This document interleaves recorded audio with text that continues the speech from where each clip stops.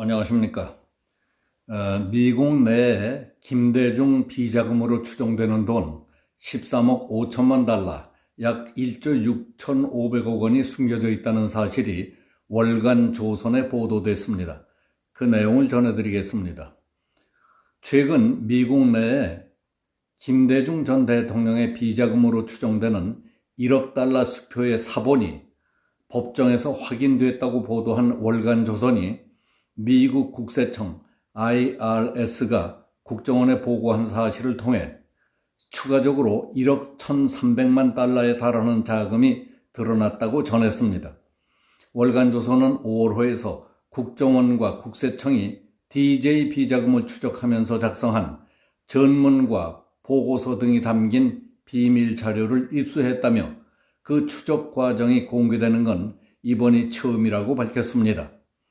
월간조선은 DJ 미국 내 비자금 의혹은 국정원과 국세청뿐만 아니라 미국의 FBI와 IRS도 함께 조사를 벌였다며 자료에는 FBI와 IRS가 DJ 비자금으로 의심되는 돈이 미국 유력 정치인에게 흘러들어간 사실을 포착한 정황도 있다고 보도했습니다.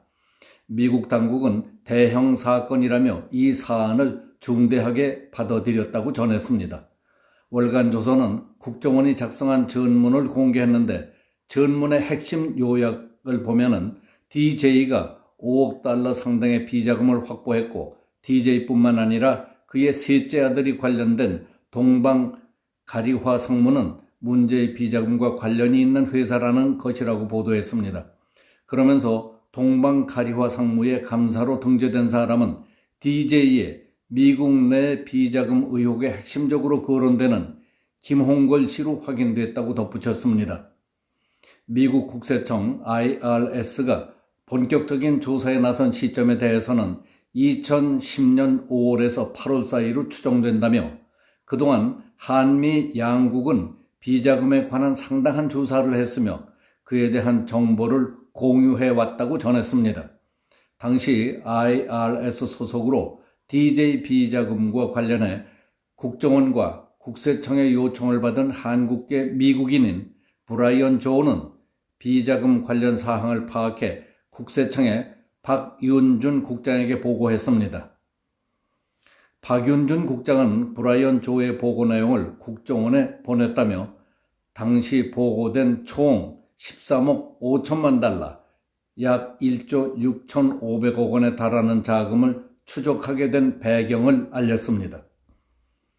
월간조선은 2010년 9월 말 국정원은 IRS 정보원이 조사한 비자금과 관련된 결정적인 내용을 보고받았다며 IRS가 1억 1,300만 달러의 존재를 국세청에 구체적으로 알려왔다는 것은 동부 비자금 역시 서부 비자금과 마찬가지로 실체가 있다는 뜻이 된다고 전했습니다.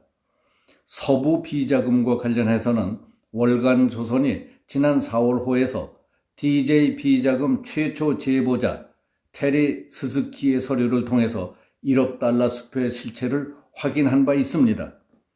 월간조선은 1억 1,300만 달러에 달하는 자금을 조성했던 수법에 대해서는 지난 2018년에서 19년 사이에 있었던 DJ 뒷조사 사건 재판에 증인으로 출석했던 박윤준 전 국세청 차장의 증언을 실었습니다. 국정원의 DJ 비자금 추적을 도와왔다는 혐의로 불구속 기소됐던 박윤준 씨는 당시 A씨가 은행 대출을 받은 뒤에 이를 갚지 않고 디폴트하는 수법으로 1억 1,000만 불 이상을 만들었다고 증언한 바 있었습니다. 월간조선은 분명한 사실은 한국의 정보기관인 국정원, 미국의 수사기관인 FBI, 그리고 비자금 추적 전문기관인 미 국세청인 IRS가 해외 첩보망을 통해 입수된 정보를 이용해서 비자금을 조직적, 전방위적으로 추적했고 그 과정에서 DJ 비자금으로 유력해 보이는 천문학적인 규모의 자금이 발견됐다는 점이라며 국정원과 국세청은 미국 당국과의 합동조사 결과 비자금의 실존 가능성이 다대하다고 했다는 사실을 강조했습니다. 김대중 비자금에 대한 의혹은 1997년 10월 15대 대통령 선거 직전 신한국당에서 김대중 후보가 670억 원의 비자금을 조성했다는 의혹을 제기한 데서부터 시작됐습니다.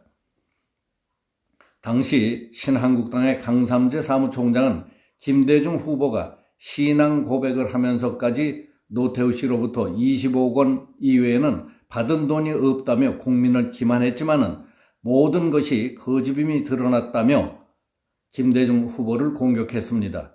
이에 대해 김대중 후보는 20억 플러스 알파 외에 6억 3천만 원은 받은 적 없다며 딱 잘라 부인했습니다. 그러자 신한국당은 20억 플러스 알파의 입출금 계좌와 수표의 일련 번호를 공개했습니다. 그 다음 날에는 김대중 후보가 야당 총재직을 이용해서 134억 7천만 원을 챙겼다는 주장을 제기했으며 야당은 조작이라고 일축했었습니다. 김대중 총재는 비자금 폭로 당시 대가성 있는 돈은 받은 일이 없고 노태우 대통령에게 받은 돈은 20억 원이 전부라고 주장했습니다. 그러나 국민들 사이에서는 부정한 방법으로 조성된 것으로 추정되는 엄청난 규모의 김대중 비자금 의혹은 해소되지 않았고 지금까지 국내외적으로 많은 사람들의 관심과 귀가 쫑긋해지는 화제거리였습니다. 그 이유는 김대중은 친부적이었고 거짓말을 손바닥 뒤집듯 쉽게 하며 시침이 떼기에 따를 자가 없다고 알려져 있었기 때문이었습니다. 몇 가지 예를 들면은 한국이 자유도 빵도 없는 데 반해 북한은 비록 자유는 없다고 해도 빵이 보장된다. 이게 1970년 2월 23일자 뉴욕타임스에 보도된 내용입니다. 내가 집권하면 남북연방제와 대중경제를 실시하겠다. 1973년 샌프란시스코 발언입니다. 저는 일생에 거짓말을 한 적이 없습니다. 저는 거짓말을 한 일이 없어요. 내가 정계를 은퇴한다고 했다가 번복한 것은 약속을 못 지킨 것이지 거짓말한 것이 아닙니다. 거짓말한 것하고 약속했다가 못 지킨 것하고는 다릅니다. 이건 1997년 10월 관은클럽에서 한 얘기입니다. 우리가 북한에 퍼주기를 했다는 것은 거짓말입니다. 북한에 대해서 돈이 갔다는 것은 사실이지만 정상회담 전에 북한에 돈이 갔다는 것은 현대가 북한에서의 사업권을 따기 위해 돈을 제공했다고는 알고 있습니다. 하지만 정부에서 북으로 돈을 준 적은 없습니다. 2009년 7월에 영국 BBC와의 인터뷰에서 한 말입니다. 어떤 사람은 비자금은커녕 100원짜리 동전 한 입도 구경하지 못했는데도 갖은 누명을 다 쓰고 33년 징역형을 받고 영어의 몸이 돼 있습니다. 대통령도 대통령 나름인지라 갇힌 사람 탓인지 가둔 사람 탓인지 시국 탓인지 세상이 뒤죽박죽이라 뭐가 뭔지 갈피를 잡을 수 없습니다. 여기서 마치겠습니다. 감사합니다.